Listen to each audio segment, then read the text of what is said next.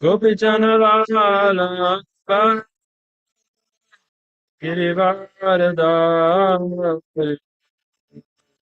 Gopi Janala Girivardha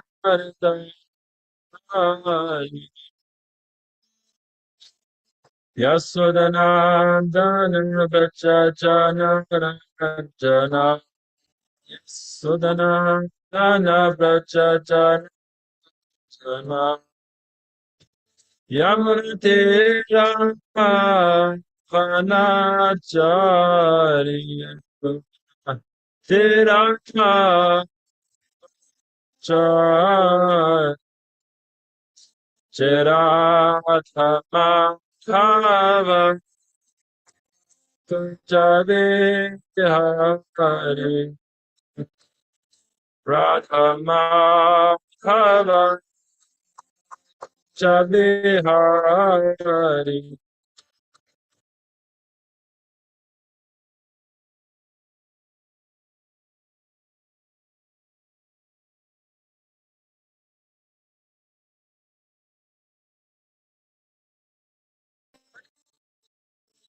Upijana Vala Ramba Ramba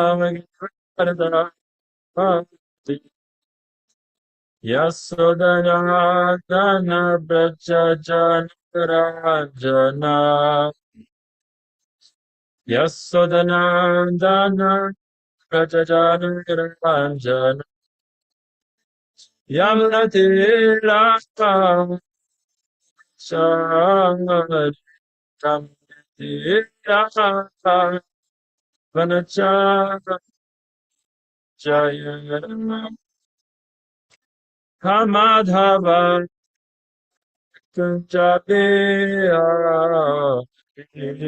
Jaya Radha Madhava Kunjabia.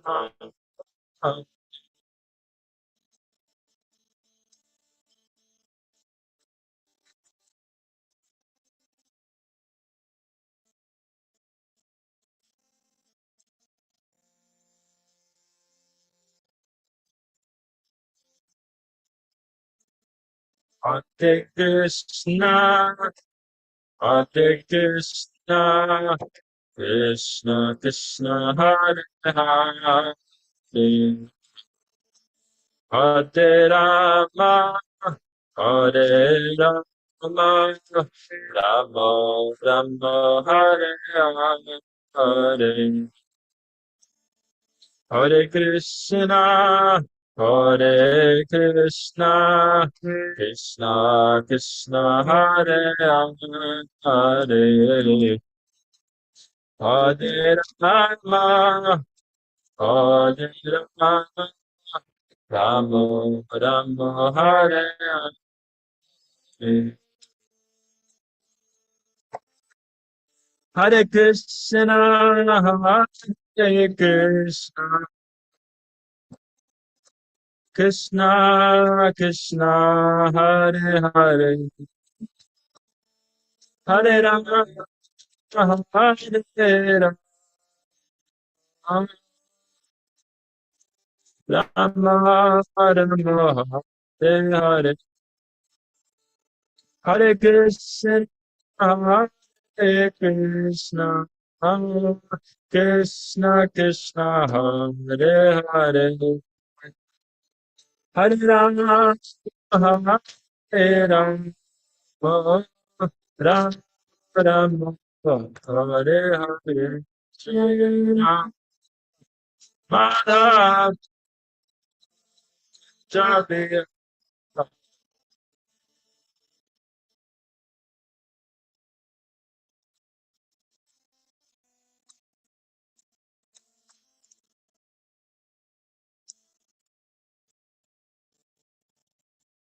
Shri Radha Damodar ki Jai, Krishna ki Jai, Nita Gaura Sundar ki Jai.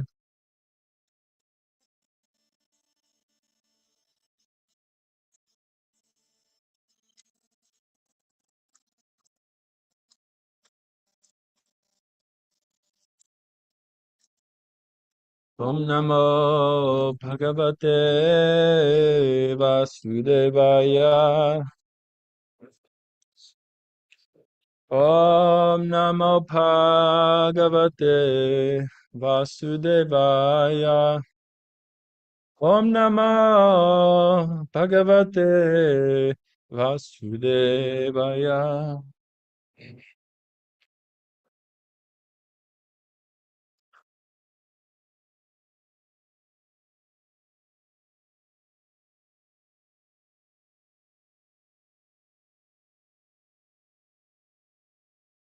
Hey, Hare Krishna, dear devotees.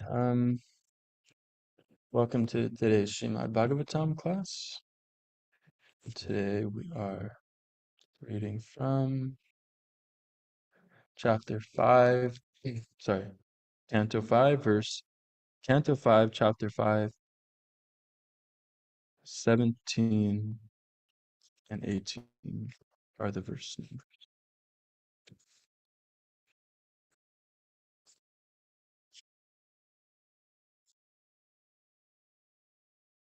Kastam svayam tarabhigyo vipaschir avidyayam antare vartamanam visvapunastam sagrina kubudhim prayojayar utpatakam yathandam.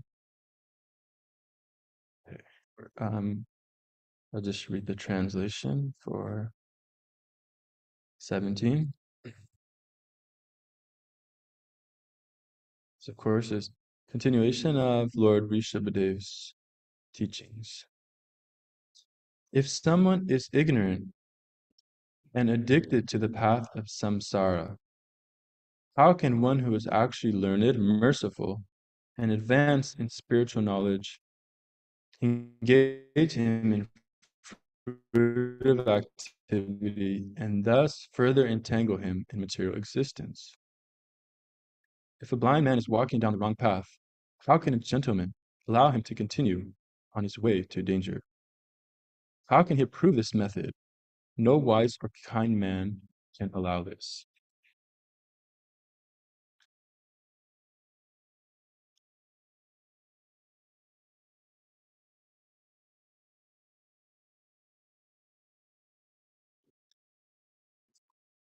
Okay. Text 18. Guru nasas Guru nasasyat svajano nasasyat pita na pita nasasyat janani nasasyat daivam natatsyan napatis chasasyan namo chayya samupeta mrityum.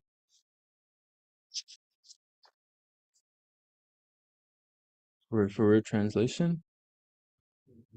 Guru, a spiritual master. Na, not. Sa, he. Syat, should become.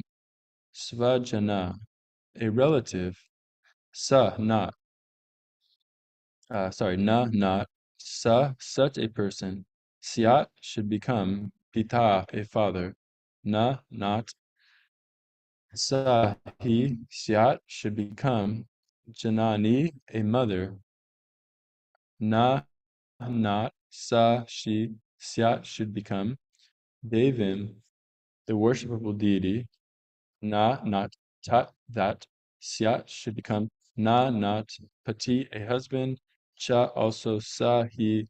Syat should become Na, not Mochayet, can deliver.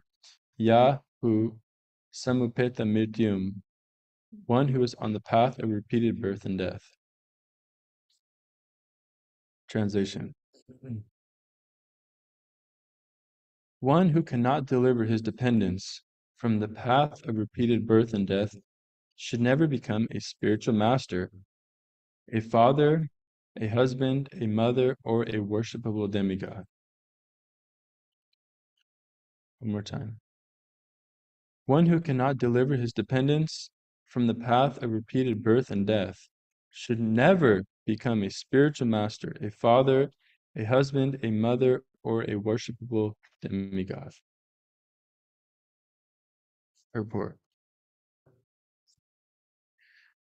There are many spiritual masters, but Rishabdev advises that one should not become a spiritual master if he is unable to save his disciples from the path of birth and death.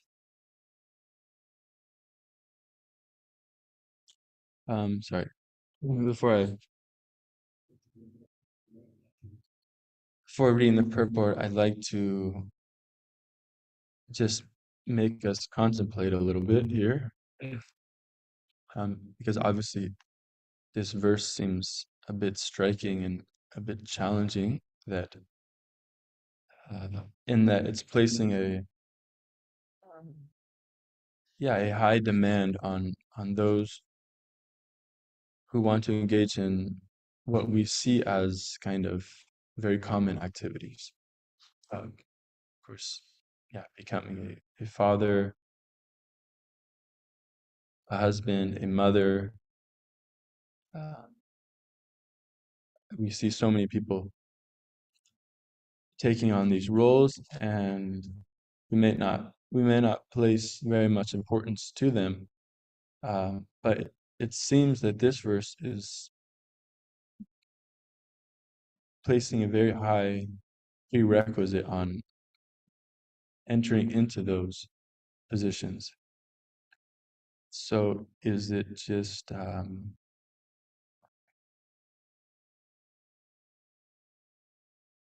what that's so from the verse itself, one might think that, wow, this is very, very, very, very extreme and maybe a little over exaggerated. So let's see what the report will bring to our further understanding of this verse. Purport. There are many spiritual masters, but Rishabhadev advises that one should not become a spiritual master if he is unable to save his disciple from the path of birth and death. Unless one is a pure devotee of Krishna, he cannot save himself from the path of repeated birth and death. Takta teham punarjanma naiti mam eti surjuna.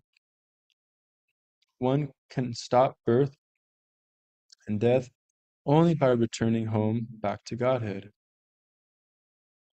However, who can go back to Godhead unless he understands the Supreme Lord in truth?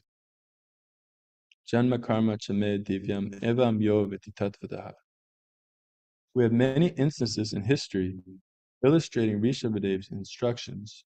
Sukracharya was rejected by Bali Maharaj due to his inability to save Bali Maharaj from the path of repeated birth and death.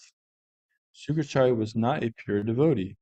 He was more or less inclined to fruitive activity, and he objected when Bali Maharaj promised to give everything to Lord Vishnu. Actually, one is supposed to give everything to the Lord because everything belongs to the Lord. Consequently, the Supreme Lord advises in Bhagavad Gita 9:27, Ya karosi ya anasi ya juhosi dadasiyat ya tapasya sikunteya tad kurusva mararpanam. Quote, O son of Kunti, all that you do, all that you eat, all that you offer and give away, as well as all austerities that you may perform, should be done as an offering unto me. End quote. This is bhakti. Unless one is devoted, he cannot give everything to the Supreme Lord. Unless, unless one can do so, he cannot become a spiritual master, husband, father, or mother. Similarly, the wives of the Brahmanas who were performing sacrifices gave up their relatives just to satisfy Krishna. This is an example of a wife rejecting a husband who cannot deliver her from the impending dangers of birth and death. Similarly, Prahlad Maharaj rejected his father, and Bharat Maharaj rejected his mother. Janani na sasyat. The word Devim indicates a demigod or one who accepts worship from a dependent. Ordinarily, a spiritual master, father, mother, or superior relative accept worship from inferior relative. But here Rishabdev forbids this. First, the father, spiritual master, or husband must be able to release the dependent from repeated birth and death. If he cannot do this, he plunges himself into the ocean of reproachment for his unlawful activities. Everyone should be very responsible and take charge of his dependents, just as a spiritual master takes charge of his disciple or a father takes charge of his son. All these responsibilities cannot be discharged honestly unless one can save the dependent from repeated birth and death. Shri Prabhupada ki jai. Om Jnanatimirandasya Jnananjana Salakaya Chakshuanmilitam Yena Tasmai Shri Gurave Namaha Shri Chaitanya Manobhistam Stapitam Yena Bhutale Swayam Rupa Kadamayam Tatati Swapadantikam Vandeham Shri Guru Shri Yuta Kamalam Shri Guru Vaishnavam Shri Rupam Sagajatan Sagana Raganatam Vitam Tam Sajivam Sarvaitam Sarvadutam Parijana Sahitam Krishna Chaitanya Devam Shri Radha Krishna Padan Sahagana Lalita Shri Vishakam Vitamsha Ye Krishna Karuna Sindhu Dinabandhu Jagatpate Gopesha Gopika Kanta Radha Kanta Namostute Tapta Kanchana Gaurangi Radhe Vrindavaneshwari Vrishabhanu Sutta Devi Pranamami Hari Priye Panchakalpatarubhyascha Kripa Sindhubhya Evacha Patitanam Pavanebhyo Vaishnavebhyo Namo Namaha Jai Shri Krishna Chaitanya Prabhu Nityananda Shri Advaita Gadadhara Shivasari Gaura Bhaktavrinda Hare Krishna Krishna Krishna Hare Hare Hare Ramo Ramo Ramo Hare Hare.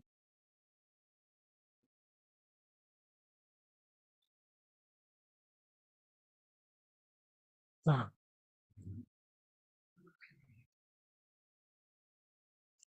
Hare Krishna. So it's been quite a pleasure to have this, um, to be on this section of the Bhagavatam where there are so many gems. Of course, I believe Sukadeva Goswami said that every syllable of the Bhagavatam has the power to arouse ecstatic love of God. Uh, but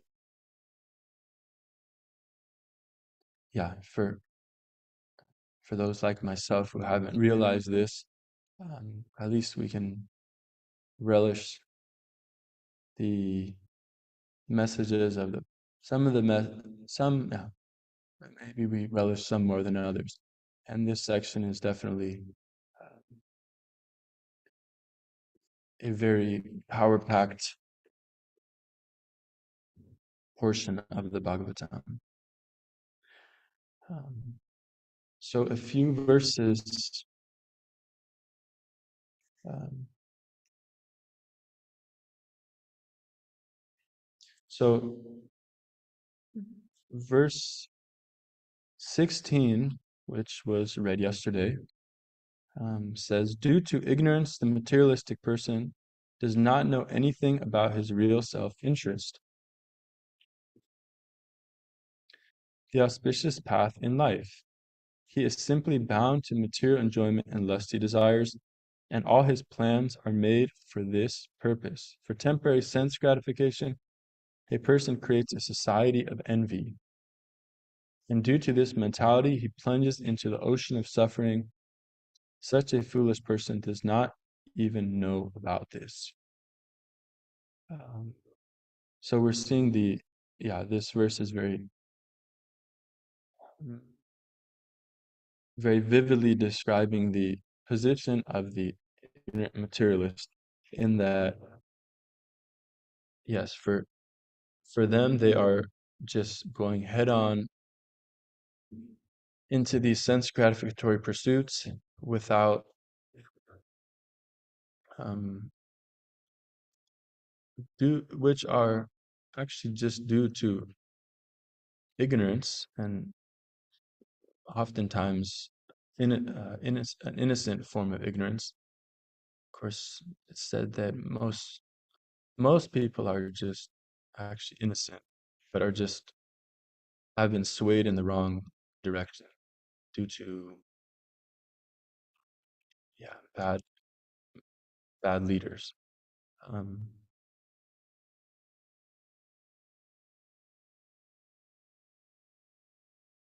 and then we see, so because of ignorance, then they are bound by all these negative self-destructing conceptions. And as it said in the last sentence of verse 16, that such a foolish person does not even know about this. So it's an amazing situation, because um, not only are people just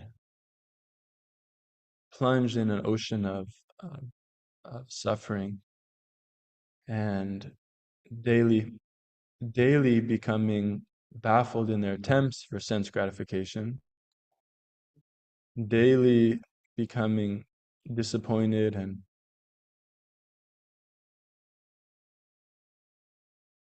yes, becoming um, ultimately let down by what the material energy seems to offer, but yet somehow or other they are actually unaware. They're unaware that these temporary pursuits actually yield very little return.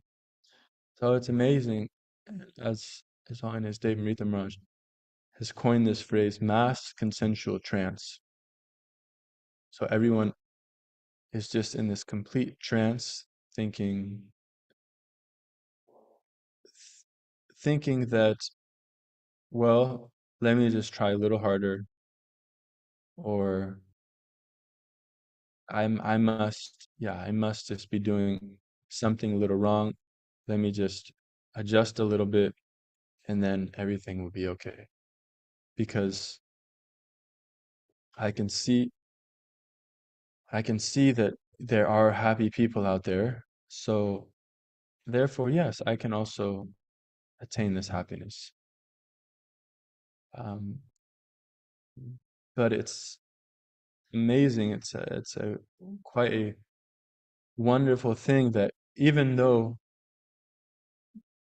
people are being baffled, let down, they pretty much go through a whole lifetime of being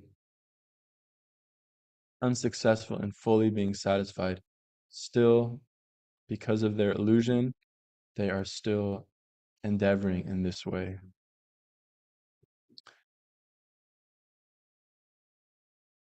So His Holiness Dave Mitra Maharaj actually says how Maya, it's actually not Maya's duty to teach us.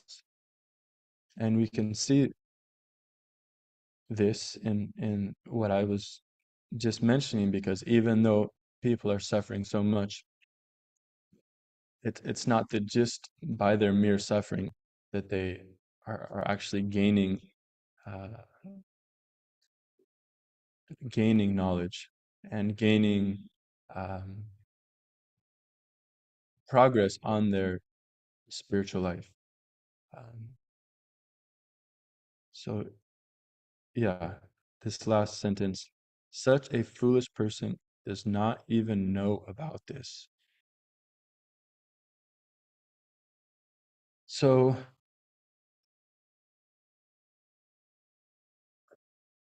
now we can think about our own situations and how we were also being a cog in this kind of yeah, or a we were also being victimized by this mass consensual trance. Um, for meeting the devotees, we were doing all sorts of activities, thinking, okay, yes, this will make me happy, that will make me happy. Um, then some, and of course, yeah, we all might maybe come from different situations, maybe had different realizations, levels of realizations before meeting the devotees.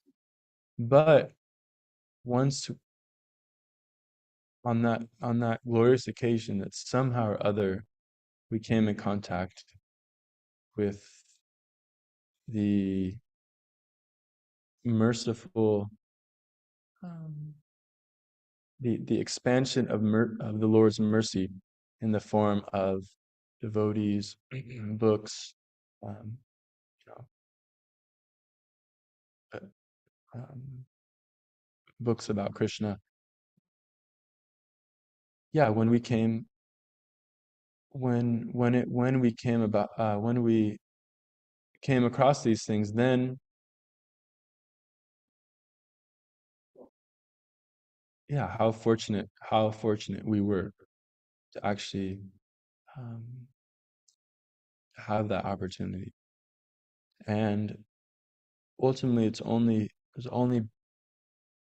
yeah, only by that mercy of the Lord coming through these different means that we were actually able to get some glimpse into, oh my God, um, yes, I had a hunch that material sense gratification was not the all in all, and now I'm reading these books, and they are illuminating these. They're very, yeah, clearly pointing out these points, and not only not only letting me know that these materialistic pursuits were actually fruitless, but that there is actually something higher. There's actually something higher. There's actually a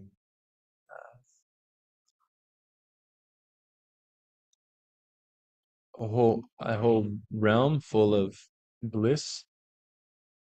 And not only, it's not only like if you read Lord of the Rings or something and you hear about this mystical place, but you know that, okay, I can't actually go there. No, actually, through these teachings, especially through the uh, writings of His Divine Grace A.C. Bhaktivedanta Swami Prabhupada, we actually came in contact with a method how to achieve that divine existence and that life of bliss. So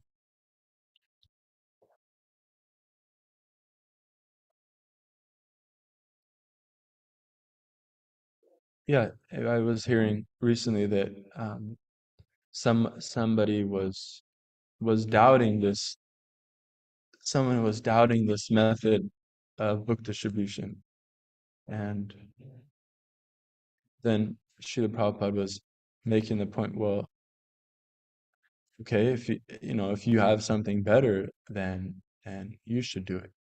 Um, so the point was that this is a very um, that the spiritual master has given this method, and even though we may not be able to see its effectiveness, that lack of vision might just be due to our ignorance, and we should heed to the instructions and the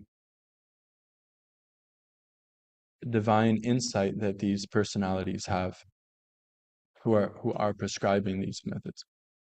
So yeah, um, Srila Prabhupada very much wanted this book distribution, wanted this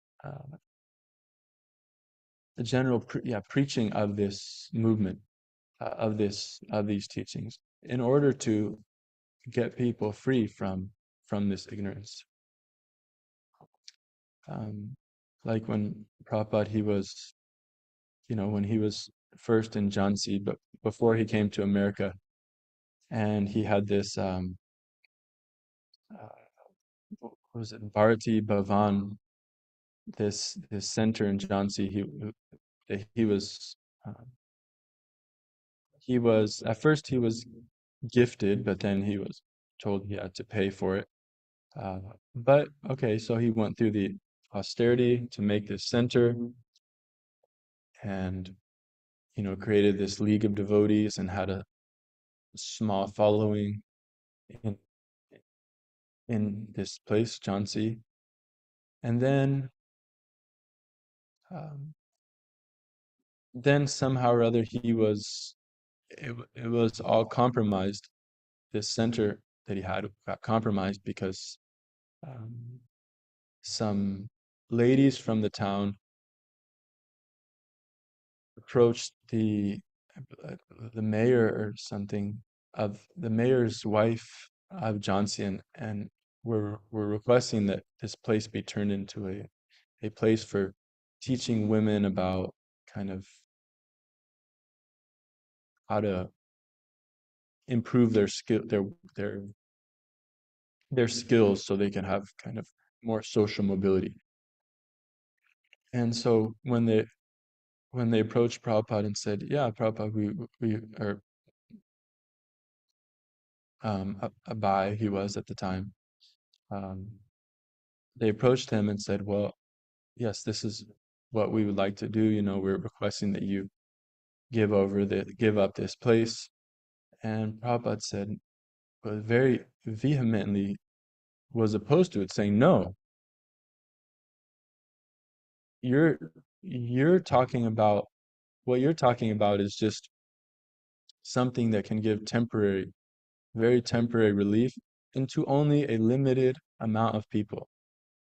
You want to use this center as a place, okay, you teach women certain skills, but this is what I'm trying to do." Srila Prabhupada then uh, Abai Chande was saying, "What I want to do is free people from their free everyone, all living entities, for their suffering from their suffering eternally."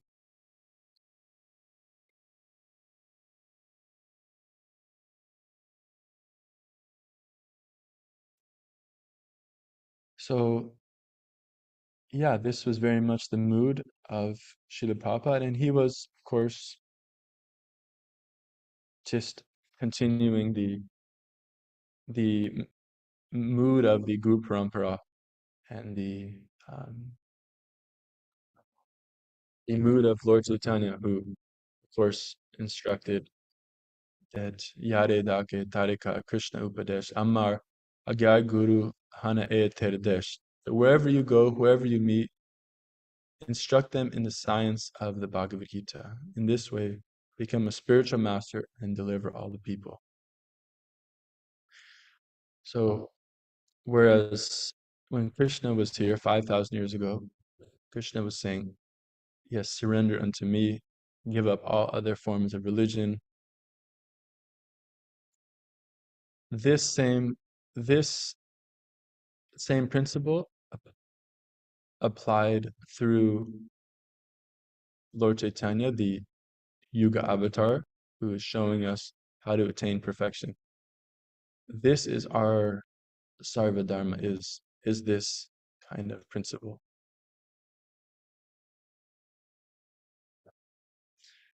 So from this verse today, we can see very much how, we're getting some insight into this idea.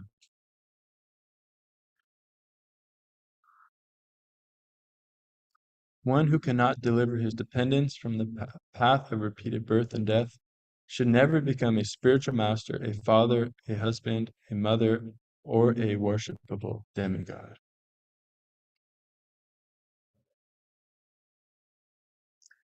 So this verse is actually, it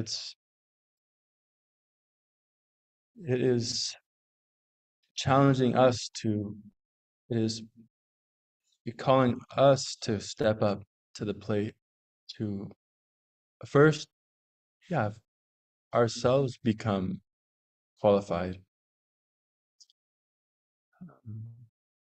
Of course, it's not that one just says, okay, I have to become a perfect pure devotee, and then I can go out and preach.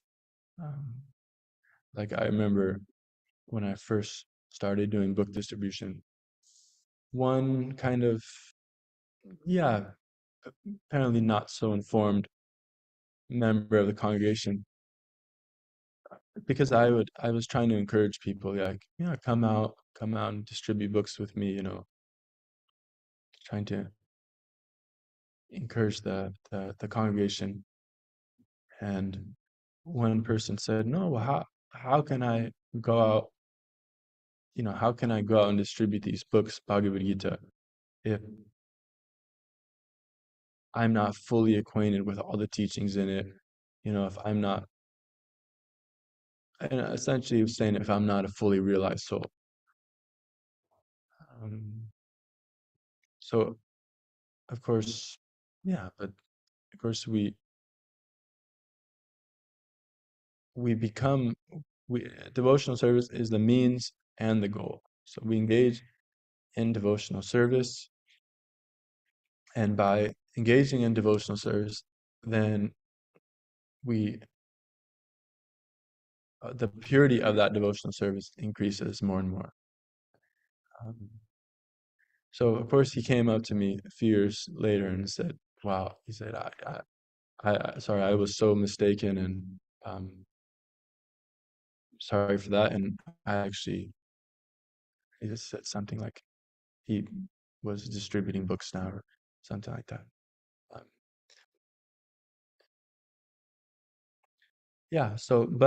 so it's not that we don't engage in these preaching activities before we're you know in a complete pure transcendental state, but as this verse and purport is saying, that one should be able to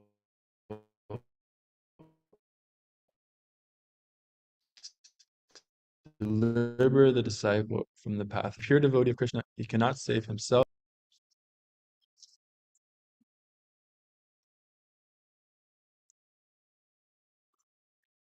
So I like this. So this point His Holiness Radhanath Maharaj, he brings up very often, and he also he also brought it up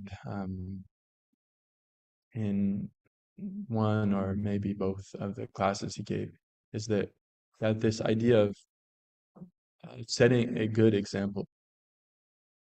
Um, so setting a good example, which will be beneficial not only for us but for everyone, right? So we could see how, yeah, just Maharaj coming here, and because of his, uh, of course, Maharaj is just very amazing, very incredibly pure and devoted and compassionate and um, a real devotee. Um,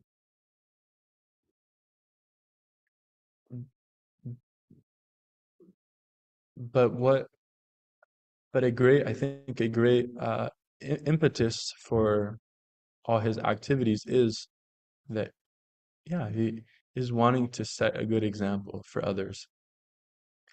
So Maharaj was mentioning living by the teachings of the Shastras, um, living by the conduct that has been exemplified and described in the Shastras. And how much we need actually these examples. We need to see people actually exhibiting these qualities. Um, like His Holiness Bhakti Tirtha Maharaj said that bhakti, yeah, bhakti brings, of course, we hear this term bhakti brings about bhakti. Um, and there are a few ways to take it, but one way that His Holiness Bhakti Tirtha Maharaj explains it is that, yeah, when you see somebody exhibiting bhakti, then you also, yeah, you become inspired by that. And you also think, okay, let me also better my service. So Maharaj travels around and goes place to place. And because of his, of course, I guess, purity, but also his desire to set a good example, look at the impact that he has on people. I mean, wow, it's it is amazing this simple person. I mean, simple in that, you know, his whole life is can probably be packed up into one bag, and you know,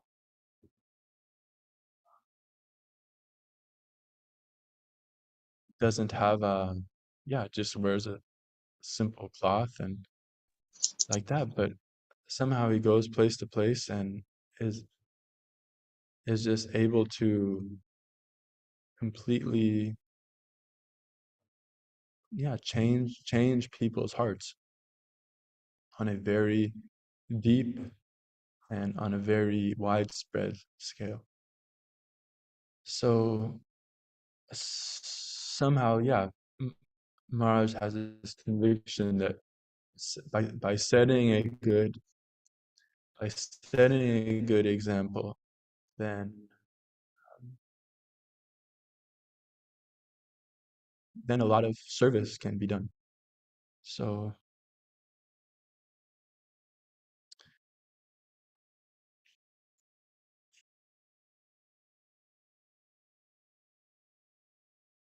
and then you see in this verse that people like Sukracharya, such a great personality, but because of that absence of bhakti, was actually, yeah, he wasn't able to deliver Bali Maharaj, and Bali Maharaj ultimately gave up his instruction. And the wives of the Brahmanas also, they reject It said here they rejected their husbands who were kind of more into the karmakanda side, weren't devotees as exhibited by the fact that when the cowherd boys came and told them that, okay, Krishna and Balaram are hungry, then they were more absorbed in, the rules and regulations of bhakti and had missed the ultimate goal. Yeah, so these are personalities who, although maybe powerful, knowledgeable like this, were not able to deliver their dependence.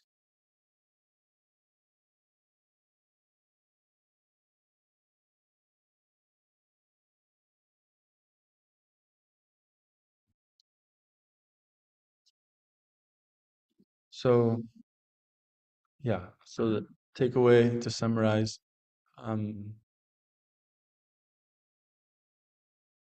people are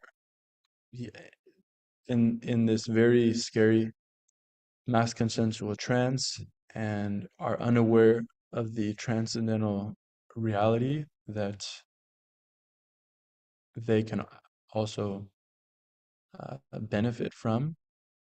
And because of this ignorance, they're suffering and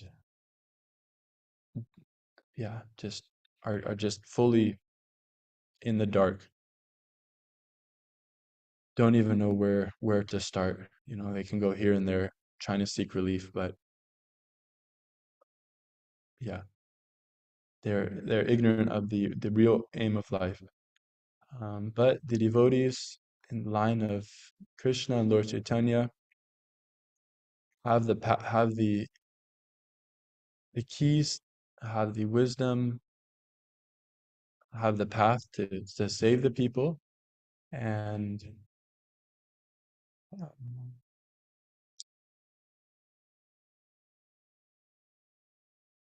of course we have benefited from this. This is why we're here, is because of the mercy of the devotees. And so it's our responsibility to try to also spread these teachings and get people out of this ignorance. And a great way to do that is by oneself actually living by these teachings. So I'm just preaching to myself here because I need to embody this much, much more. But I hope that maybe anyone else maybe gained a little, even one, iota of inspiration by me trying to inspire myself. Then I'll consider this classic success. Okay, so thank you very much. If anyone out there has any questions or comments, you can feel free to do so now.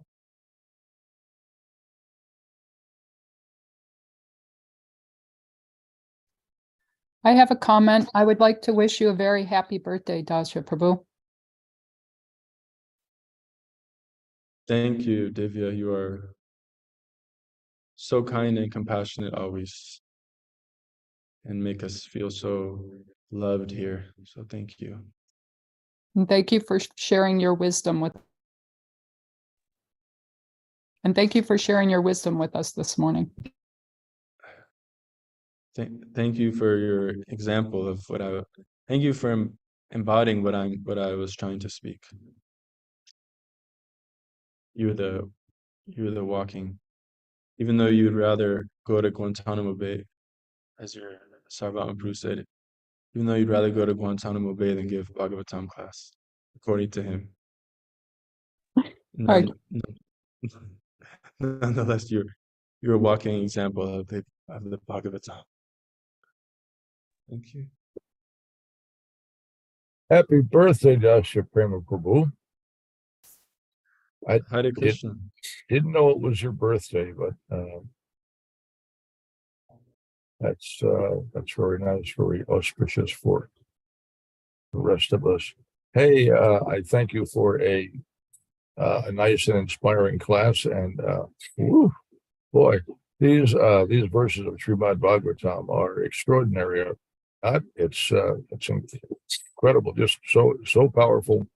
Cuts through all of the Maya and illuminates our situation so nicely. It's some devotees sometimes find some of these verses to be a source of discouragement, and so and when that happens, it's highlighting for them, for us, the fact that we have some material attachments that we have to deal with. They are serious impediments to our progress in Krishna consciousness. It means that we have designs, we've got ideas, plans of how to somehow or other try to simultaneously prosecute Krishna consciousness and also gratify our senses somehow or other. The teachings of Lord Rishabh, however, thoroughly preclude any possibility of sense gratification and direct us towards pure.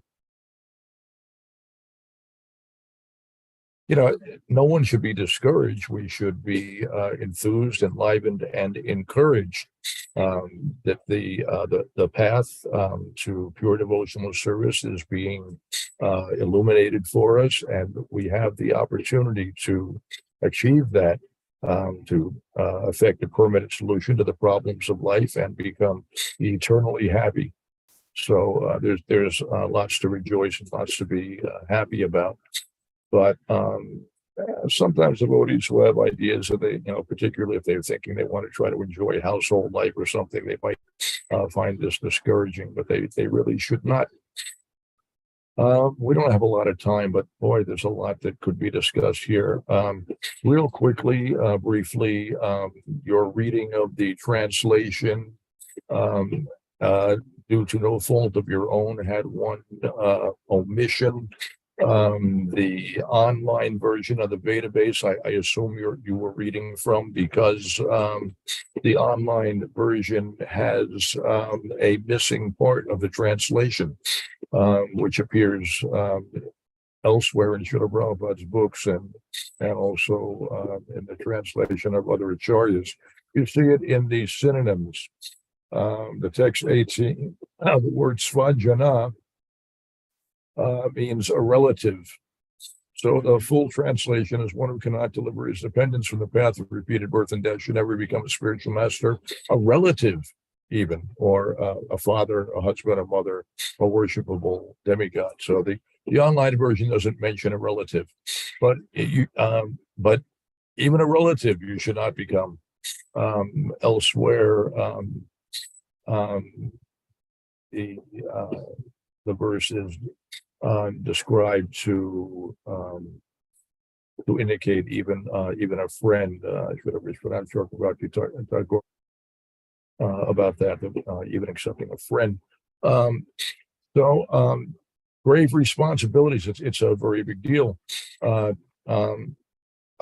share with you one that I think serves to underscore some of what we're dealing with, and the fact that particularly the household ashram is a very grave responsibility, and householders need to understand that. It's very sobering. This verse is very sobering. The responsibility is a grave and sobering responsibility, but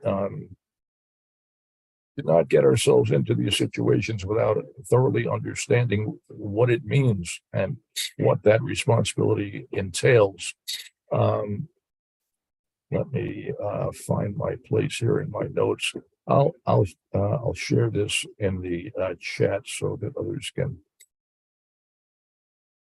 do. And Hari Bhakti Vilas, we have this verse. And Srila Sanatana Goswami, when he put together Hari Bhakti Vilas, basically he's quoting from other scriptures. I'm not sure where this came from originally, but many of the writings of the Goswamis are compilations of they just kind of harvested the essence of Vedic literature, put it all together in one place, and then offered some commentary on it. So he says that the faults of a counselor fall on his king, and the sins of a wife fall on her husband. In the same way, a spiritual master attains the sins of his disciples. That is certain. So, very, very serious. You know, you may not be qualified to deliver your dependents, but nonetheless, you still have to accept their karma. On the other hand, if you're unable to deliver your dependents, they don't necessarily have to accept you as their authority. They can reject you, but you're still responsible for their activities and you accept their karma. So it's kind of a raw deal for householders and gurus. I don't know if their lordships are going to appear right away, but let me just, I'll keep talking until someone stops me or their lordships appear. Where is it now? Srila Vishwanath Chakraborty Thakur, in his commentary, describes this in an interesting way. He has an interesting angle on this, a little bit different. He says, he who cannot deliver another person should not take the position of a guru. He should not accept respect and reverence. If he does, he incurs sin. If he cannot deliver the person, he should not accept the person as a disciple so that he becomes a guru. He should not accept friendship so that he becomes a friend. He should not produce children to become a father or bear a child to become a mother. One should not accept worship to become a devata. One should not accept a wife in marriage to become a husband. So he kind of flips it around. You know, if you decide to become to accept a wife in marriage in order to become a husband, you're doing it for the wrong reason. The bottom line here is that the proper motivation under all circumstances, of course, always is that, you know, whatever we do for the satisfaction of Krishna or the spiritual master. Everything should be done as an act of devotional service. In that way, then if you can do that, then there is no reaction to be accepted. So you may be successful or unsuccessful in delivering your dependents, but you are not liable for the results, provided you're acting purely in Krishna consciousness. Whatever you do as an act of devotional service is a karma. There is no karma. There's no reaction. So that's the perfection, the art of action, to do everything devotion with no tinge of a mentality of exploitation, trying to somehow or other squeeze some enjoyment out of the material nature. Oh, Srila Prabhupada has appeared. So, Jai Srila Prabhupada, Srimad Bhagavatam ki Jai. Thank you, Hare Krishna. Hare Krishna, thank you, Tarika Prabhu. Yes,